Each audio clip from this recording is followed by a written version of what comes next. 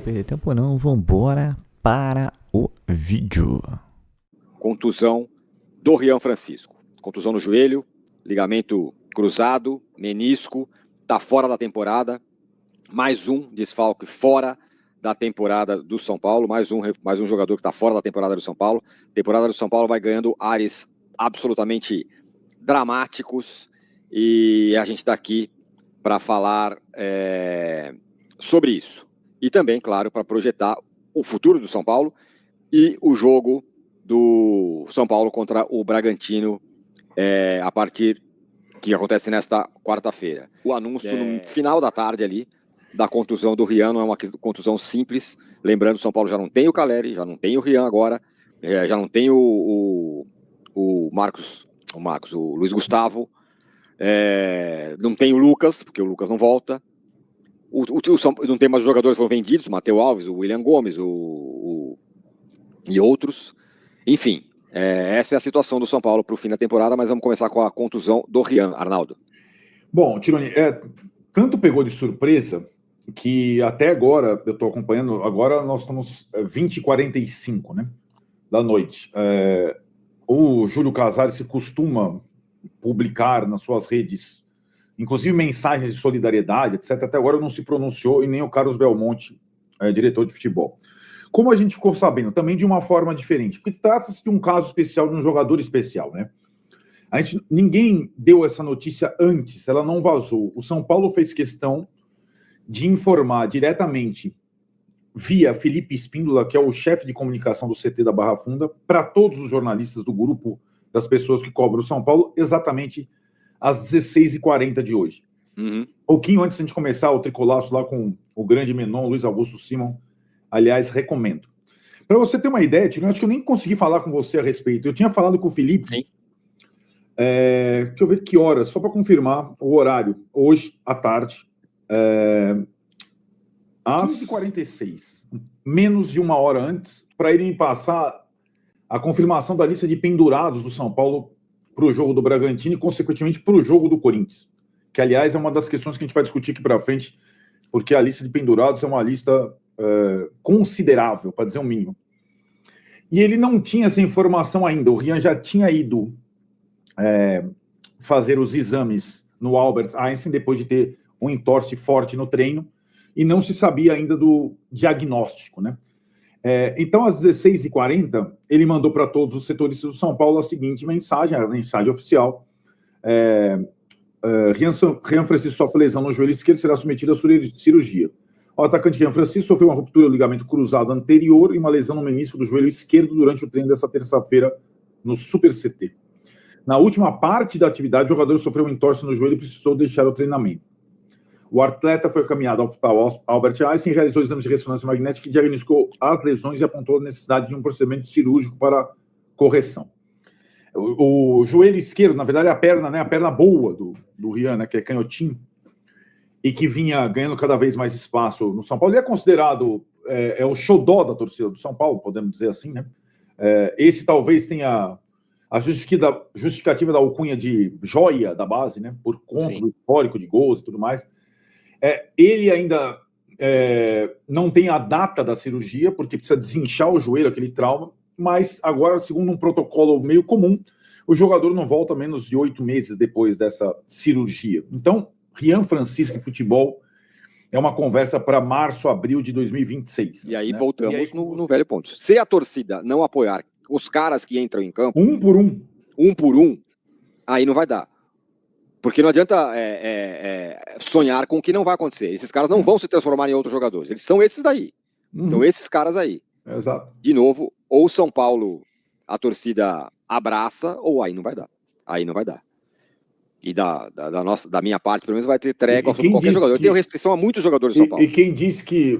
Gente, simplesmente o cara tem quase 100 gols pelo São Paulo. 100 gols. Sim. Né? Ele não pode ficar fora pro cartão bobo. Eu concordo com ele. Sim, todos. Claro que sim. Claro que vamos sim. Falar, mas aquela história, a gente precisa dar uma trégua a jogador. Trégua para jogador. Porque são esses caras que sobraram. Exato. E vou falar de todos. Não adianta também achar que o Lucas é chinelinho, que o Oscar não resolve. São esses caras que estão aí.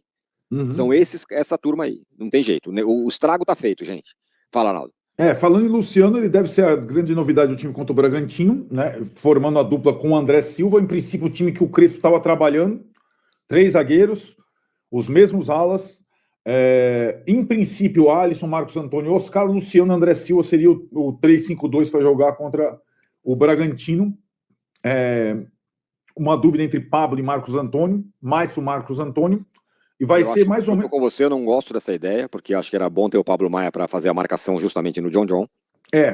Sim, mas era o time que o Zubeldia, que o Crespo ia fazer o primeiro time do Crespo na substituição ao Zubeldia, primeira formação, e aí ele foi surpreendido pela suspensão do Luciano, né, que agora está apto. Agora, Tironi, o São Paulo tem, eu estava falando, 8 jogadores pendurados para o jogo contra o Corinthians.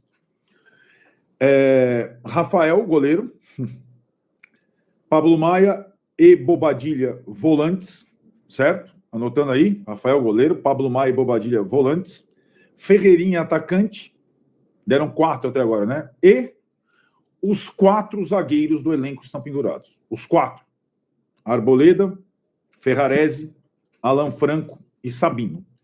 Então, quando começa essa etapa, o segundo terço do campeonato, começam as suspensões também.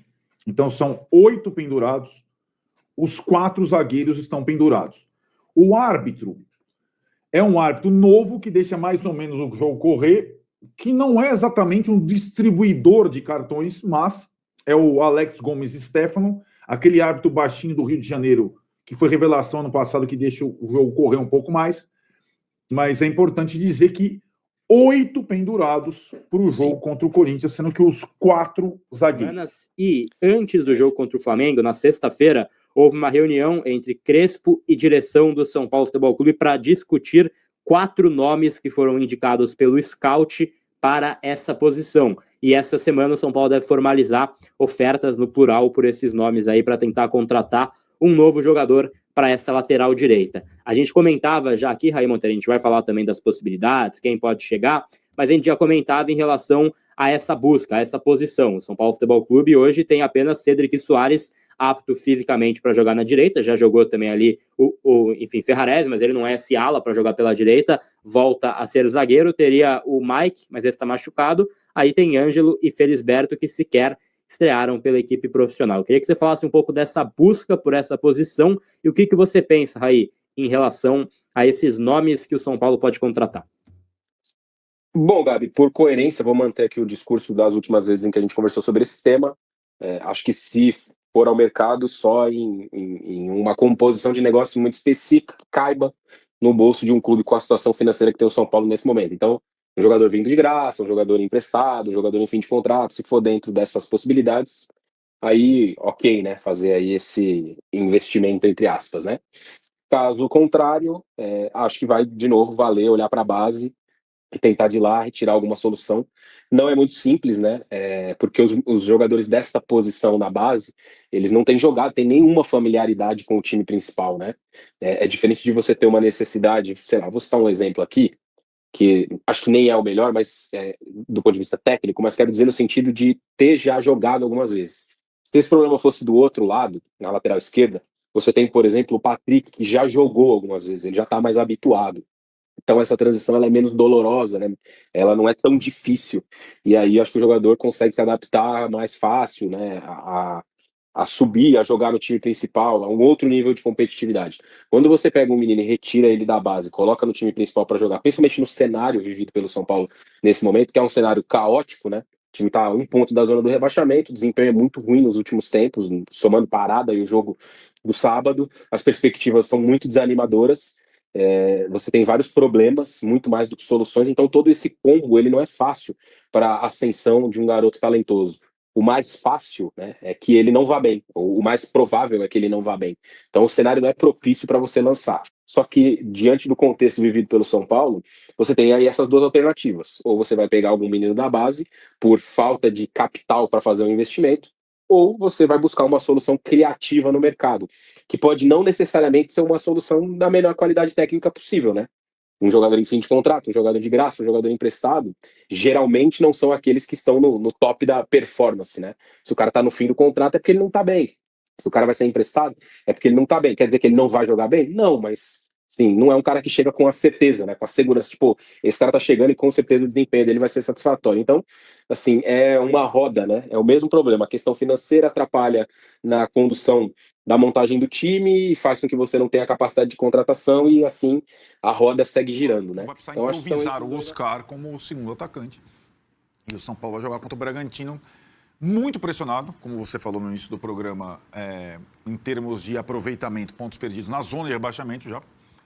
Isso tudo antes de pegar o Corinthians no sábado. Não adianta o São Paulo pensar no sábado contra o Corinthians, antes de jogar com o Bragantino, até porque o São Paulo tem uma penca de pendurados. Pode acontecer um monte de coisa em Bragança Paulista. O Bragantino hoje é um time mais forte que o Corinthians, coletivamente. Tem as suas ausências. São Paulo em Bragança Paulista nunca ganhou desde que o Bragantino virou Red Bull. E aí o jogo com o Corinthians acho que é outra questão, uma outra situação. E para o Corinthians acho que também serve a mesma situação. O Corinthians vai ao Ceará, vai jogar contra o Ceará, com ausências e tal. A grande expectativa é que o São Paulo, com o Crespo, mostre alguma coisa. Porque no Maracanã não mostrou nada. E dê algum alento, além de ponto. Porque o São Paulo vem de 4 derrotas no Campeonato Brasileiro. E acho que a sensação pós-estreia do técnico é um grande vazio, é um grande caiu a ficha, é uma desilusão completa da torcida, que eu entendo. A torcida do São Paulo ela está exausta, essa é a percepção, exausta de levar o time nas costas há uma década, mas ela vai ter que levar o time nas costas de novo, mais do que nos outros anos. Ela tem que entender esse recado, porque jogador bom o São Paulo não tem, direção boa o São Paulo não tem. E o treinador, que era sempre o alvo, já é outro treinador. E o treinador deixou claro na entrevista de estreia que demanda um tempo, como é natural, para dominar o ambiente e as estratégias, e que não vai assumir responsabilidades que não seja dele. Tipo, contratações, janela de transferências, tipo, lesões, como a do Lucas. Então agora, como a gente estava falando ontem, saiu o sofá da sala. Né? Não tem Zubeldia, tem Crespo.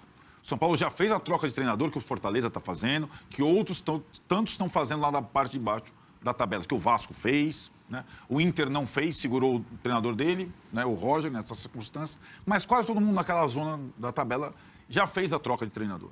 Beleza? Bom, vamos falar de Lucas Moura, porque o Lucas Moura está treinando, né? O Lucas Moura está trabalhando com os demais jogadores, está fazendo todas as movimentações, está sendo submetido a carga, a controle de carga maior, ele faz todos os movimentos e é um jogador que nesses treinamentos trabalha normalmente, mas existe ainda um receio grande, isso não só do jogador, mas também um receio do clube, isso departamento médico, refis, preparadores físicos, pessoal da fisioterapia, em relação a uma regressão se ele voltar a jogar e sentir de repente novamente dores. Então o São Paulo está calculando muito bem a volta dele. Tem que ser uma volta onde ele vai ser aquele Lucas Moura que a gente conhece, intenso, de correria, de arrancada. Se tiver qualquer tipo de situação que impeça ele de ser esse Lucas Moura, o São Paulo está tendo muita cautela. E obviamente isso gera muita crítica no torcedor do São Paulo, gera muita ansiedade no torcedor que quer ver um cara importante como esse em campo, né? Que é um jogador decisivo, que é um jogador que o São Paulo está precisando. O Paulo tá vindo aí de 4 derrotas seguidas no Campeonato Brasileiro. Então é uma situação em que o torcedor fala, cadê meu principal jogador? Cadê meu atleta? Cadê a referência dentro de campo? Então existem esses questionamentos, mas a gente tá aqui para esclarecer. Tá treinando, faz controle de carga, é exigido na força física, mas ainda existe um receio de que o jogador volte a sentir lesão, né? Volte a sentir essa dor, esse trauma que ele teve na cápsula do joelho, lá naquele jogo contra o Palmeiras no Campeonato Paulista. Então já se perdeu, entre aspas, muito tempo, ele voltou, lembra naqueles